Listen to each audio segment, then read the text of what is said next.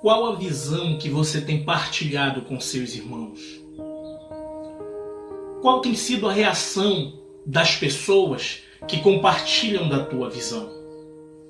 Hoje, no segundo livro dos Reis, no capítulo 6 e o versículo 17, 18 e 19, nós vamos estudar um pouquinho sobre essas interações entre a visão do servo de Deus, a consequência, a reação, o efeito que causa o compartilhamento da visão do homem de Deus aqui no mundo físico.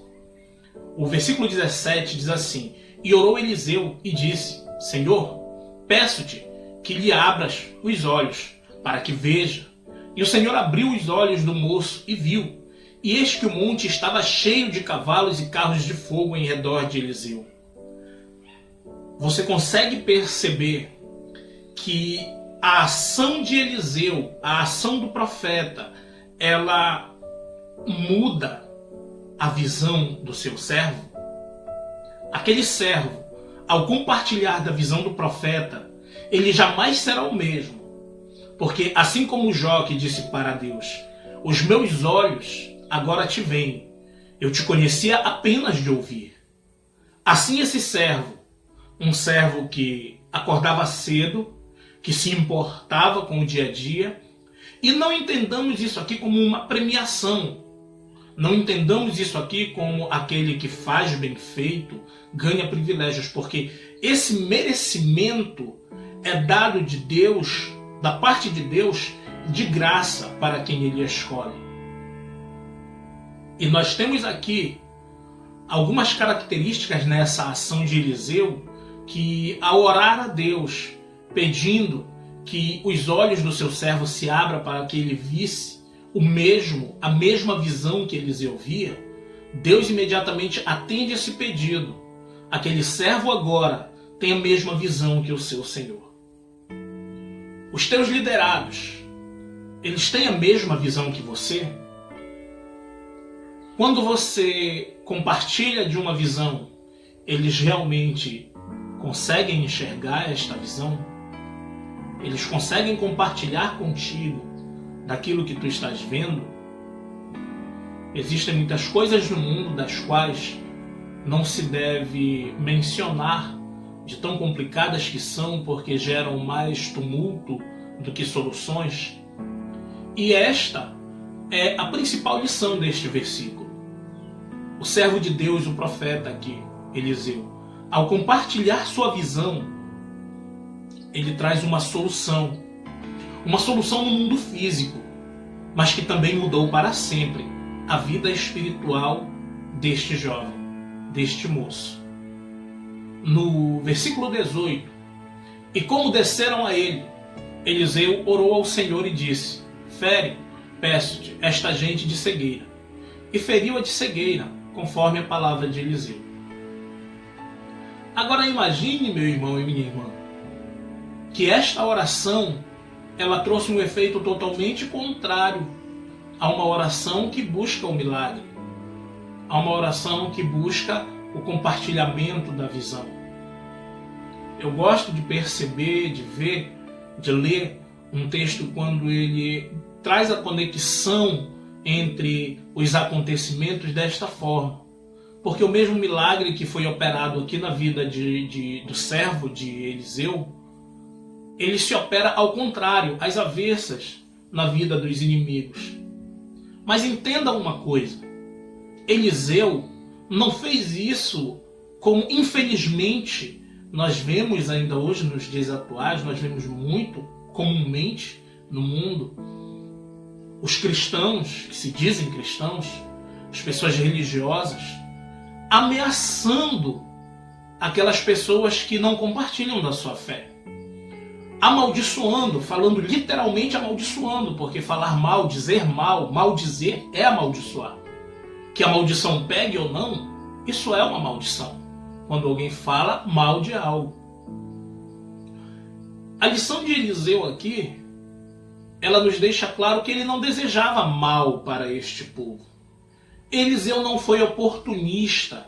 E ao contrário do que se possa pensar usualmente, Eliseu não estava lançando uma maldição para que esse povo aprendesse uma lição. E ao contrário do que vemos costumeiramente em nossos tempos, Eliseu não estava lançando uma maldição sobre esses soldados, sobre esses inimigos, a fim de dar-lhes uma lição. Eliseu não estava fazendo uso da autoridade ou da proximidade que ele tinha com Deus para fazer mal a estes homens.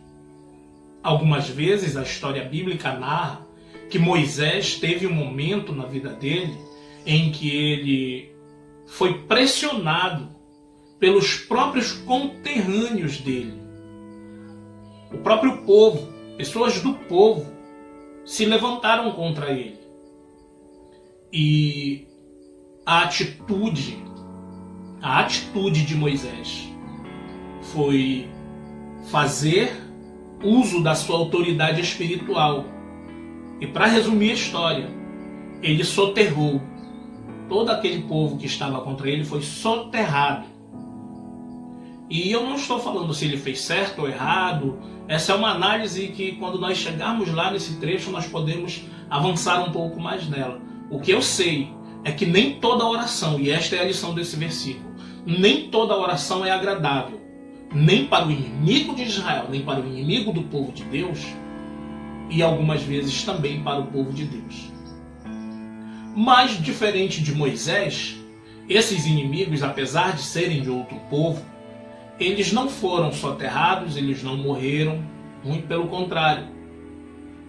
O pedido de Eliseu foi atendido de uma forma muito imediata por Deus e eles ficaram sem poder ver. Sansão é um exemplo de alguém que fez uma oração e na morte dele ele leva 5.000, mais de 5.000. Mas foi fruto de uma oração. Ele pede para Deus que ele queria se vingar, ele não tá fazendo a rodeios ali. Sansão, ele diz para Deus: eu quero me vingar desses filisteus por causa dos meus olhos. E o livro de Hebreus está catalogando lá, enumerando os servos de Deus, dos quais este mundo não era digno, e o nome de Sansão aparece lá. Ele era alguém especial realmente, que o mundo não foi digno. Leia a história de Sansão e você vai entender como a visão de Deus é diferente da nossa visão. O quanto Deus vê diferente. É claro que nós vivemos debaixo da consequência de tudo aquilo que nós vivemos, mas esse também é um tema para outra ocasião. Do que tratamos aqui é que a oração nem sempre ela é curativa, nem sempre ela traz um prazer, nem sempre ela é agradável.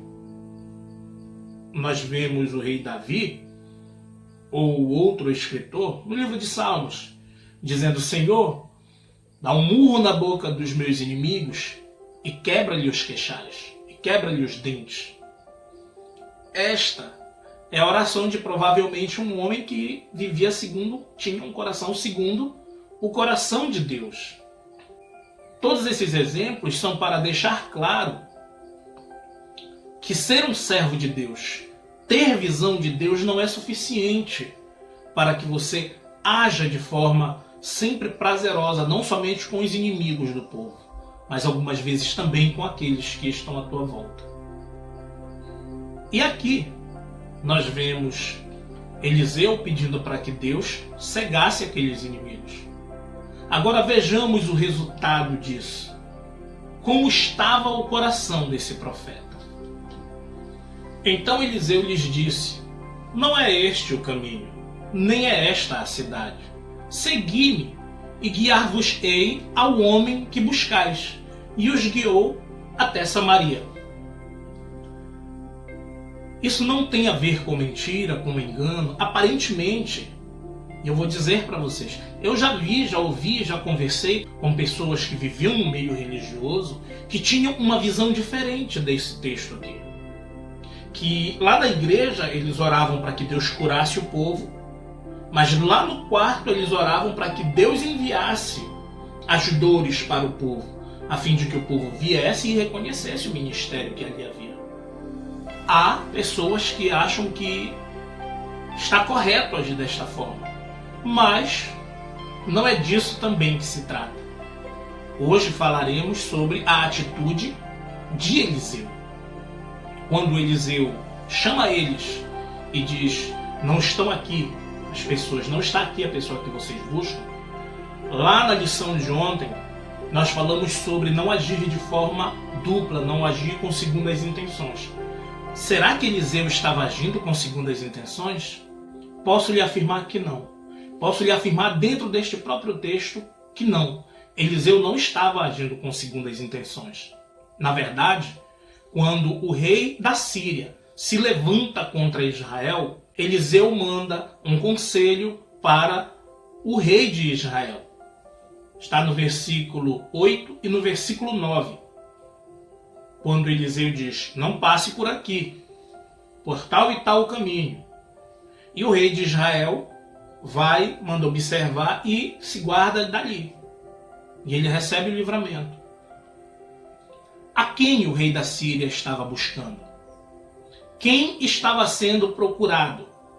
Realmente, o rei da Síria queria Eliseu para matá-lo, ou talvez para usá-lo como amaldiçoador dos seus inimigos? Uma coisa é certa: o rei da Síria não tinha interesse em Eliseu. O negócio dele era a guerra. Por esse motivo tinham ali carros e cavalos e um grande exército. A questão é que Eliseu não se explica, Eliseu não argumenta, Eliseu não aconselha, Eliseu simplesmente diz para eles a verdade. O homem que vocês buscam não está aqui. Eu vou levar vocês até ele. E Eliseu leva aqueles homens até onde estava quem? Até onde estava o rei. Esta é a grande lição. Não tem a ver com o milagre. Não tem a ver com o benefício ou desmérito do milagre. Tem a ver com o coração de quem ora. A grande lição de hoje, ela se resume ao coração do profeta, a como ele reage diante do inimigo e se ele reconhece realmente quem é o inimigo. Na próxima lição falaremos um pouco mais sobre isso. Que Deus com a sua poderosa mão te abençoe. Que os teus olhos possam ver as maravilhas de Deus. Que assim como um beija-flor que quando passa sobre um palco de guerra, ele só enxerga as flores, que os teus olhos espirituais possam ver as bênçãos de Deus, as maravilhas que tem para você neste mundo caótico, neste mundo conturbado. Que os teus olhos se abram e que o teu coração esteja pronto para receber o Senhor Jesus como único e suficiente Salvador.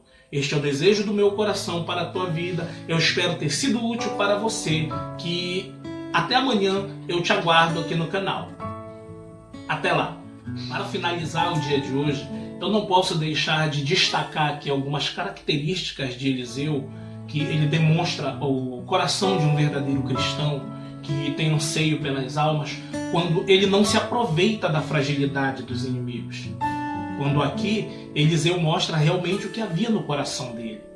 Quando Eliseu ele simplesmente sabia realmente que a luta dele não é contra a carne nem contra o sangue, mas a luta minha, sua, a nossa luta é no mundo espiritual. Que Deus te abençoe. Até amanhã.